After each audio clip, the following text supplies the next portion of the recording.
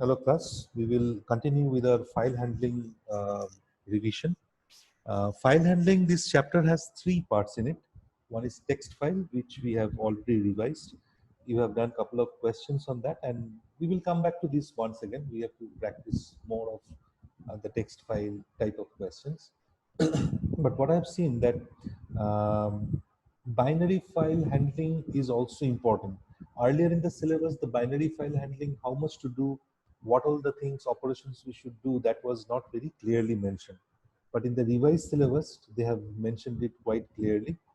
Um, so we are going to do the binary file handling. Okay.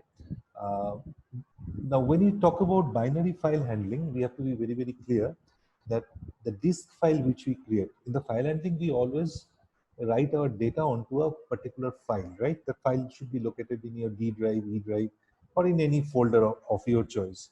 So if you write something into a binary file, what do you mean to say by that? Binary file means you're writing whatever you want to in the binary mode. That means in terms of zeros and ones you are writing. Okay.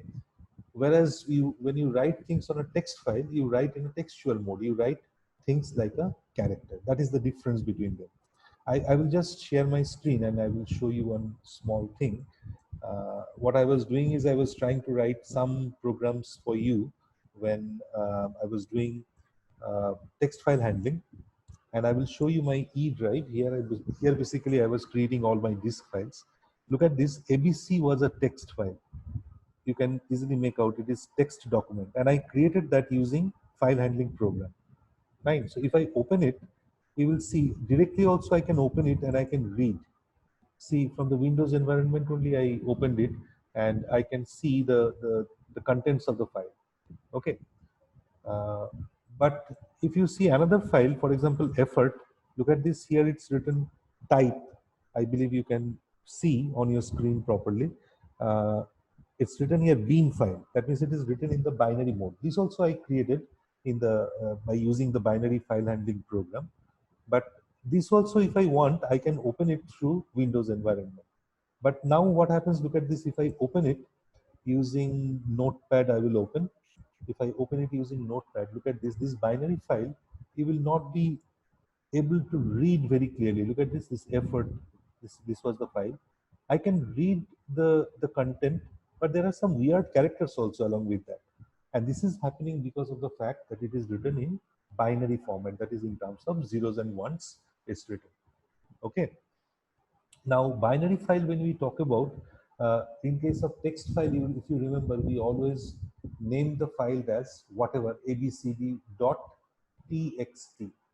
Now, in the case of binary file, we can either give an extension dot dat, or we can write dot bin. Both are fine. Both are correct. Fine.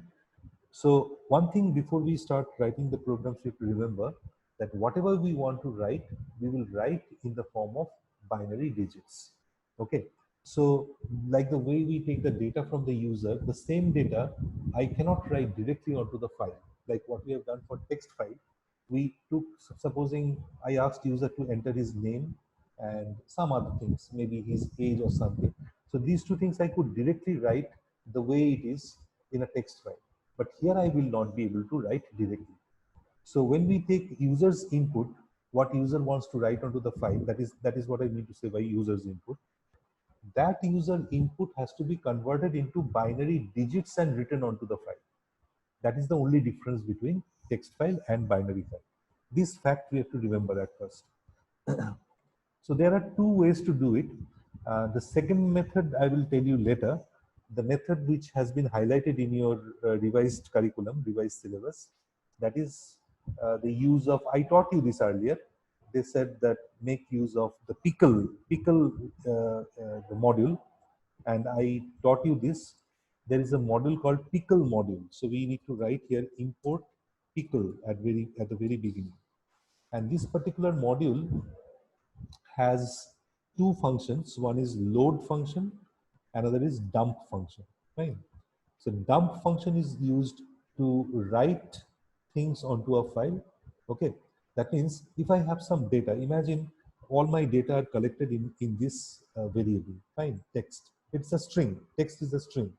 So if I want to write the entire things which are there in the text, then I have to make use of dump function. Okay. Obviously, you have to write pickle.dump, pickle.load because they come under pickle module. Now, what will happen is if you are using pickle.dump, for example, what dump function will do? Dump function will convert this entire text into binary format. Okay, rather, I can give you a better explanation.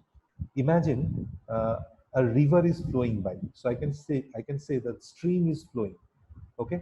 So what dump function will do? Dump function will take every character present in the text. What is a text? Text is a string.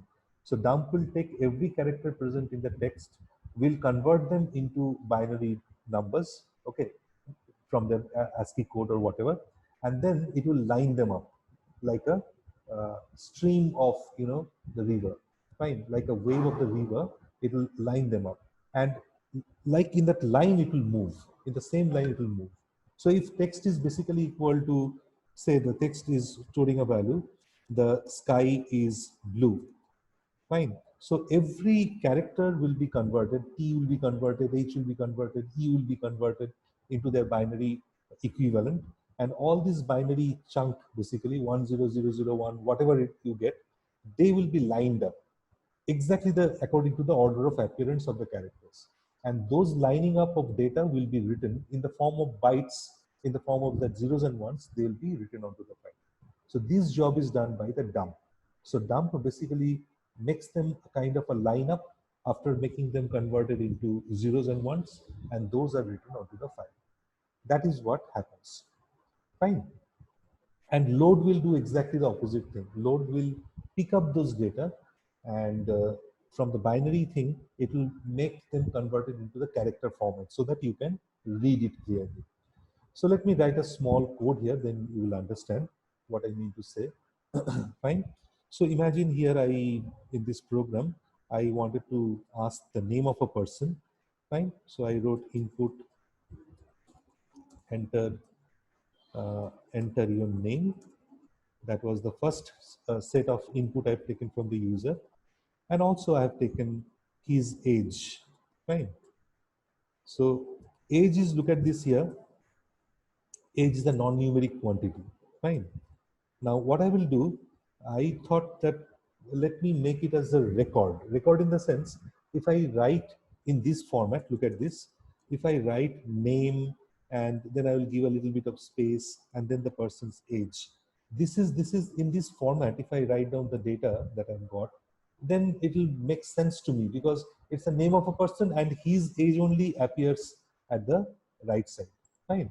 So this is how I can imagine that as if it's like a record of our SQL table. Okay, it looks like that. So generally when we write things onto a binary file, we write them in the form of like a related data put together. Fine, so we'll write them like a record. So what I can do here is I can basically take a string variable, say my string variable is text, fine. And here I have concatenated the name, and I wanted to separate name and age by space, so I gave a single space. And then why am I doing it this way? I will just prove it. If I show you the board questions, you'll understand why exactly I'm doing it in this format. Now age is a non-numeric quantity, so what you do is, you know how to convert a numeric quantity into string. You can write str function to make it converted into string.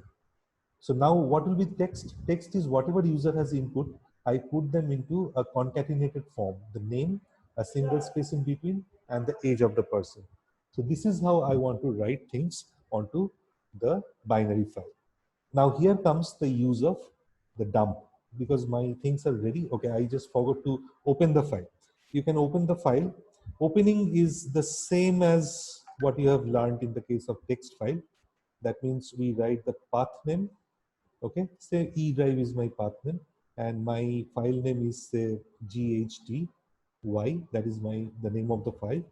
And I wrote here BIN extension. It's a binary file. I could have written DAT also. I said that or bin, both are fine. And the second item in the open function is the opening mode. So here I want to open in writing mode. Obviously, I'm writing onto the file. So same as text file, but here the letter B also will come to mean that the things will be written according to binary norms. Fine. Now, since I opened the file and F is my file object, same as text file. So here the syntax is we have to write pickle.dump. Okay. What I have to dump? I have to dump basically text. And where I have to dump? In F, in the file object F. That is how things are written onto the text file. I mean, sorry, in the binary file. Fine. And then we can close the file. We can close it. Fine. Now let us check whether we managed to write things properly or not. So since I closed the file, I need to open it once again. And obviously now I will open it in reading mode. So if I open it in reading mode, this W will become R. Okay. Same as text file. And appending is A, but you need to write here AB. Appending mode, opening in appending mode and in binary norms. So B. Okay. There are other opening norms also, which we will discuss later. Now let us read. How will you read? Say I've taken a variable st. Fine. And what you can do is you can write st equal to, again, pickle has to come, okay, because that's the name of the module. So like the way we wrote pickle.dump to write onto the file, here we will write pickle.load. Fine. Pickle.load. Now what I have to write? I have to write here the file object f. If I do it this way, and if I display the st, I'll be able to display. So basically load is here reading, trying to read, a chunk of data which is there in the form of binary form and trying to represent that in characters. And that set of characters will be stored in st. That is what happens here. And here is the closing of file. I must close. Closing is a very, very important part. So I will close the file. So here if I save it, whatever it is, say I just saved it, and I will run the program here. If I run, okay, then what happens? Enter your name. Say I wrote Arun, and I gave the age, say 67. So look at this, Arun and 67. That is how the file is written. Arun, a little bit of space, and 67. That is how I can write. So one thing is quite clear, that if I can write one set of data like this, one record like this, obviously I can write multiple data in it. Okay, one data if I can write, obviously I'll be able to write multiple data. And for that I have to take a loop structure. Now, let me show you another program which I already wrote.